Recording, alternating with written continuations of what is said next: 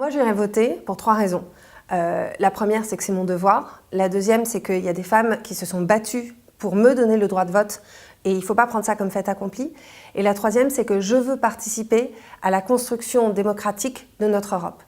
Et le message que je donnerai aux femmes, c'est qu'il faut aller voter parce que c'est ton vote, c'est ton choix. Il faudrait communiquer davantage sur l'engagement européen.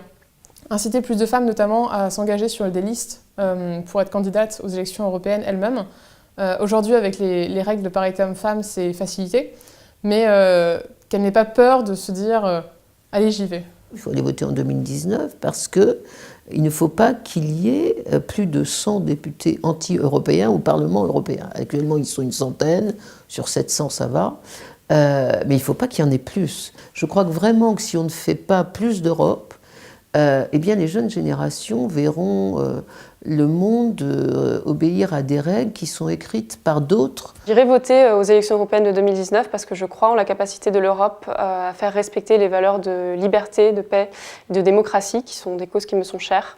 Et je pense que sans les eurodéputés qui votent des lois importantes pour notre avenir, ces valeurs ne seraient pas promues. Je dirais plus particulièrement aux femmes d'aller voter parce que l'Europe ne les oublie pas. L'Europe les associe à ses travaux.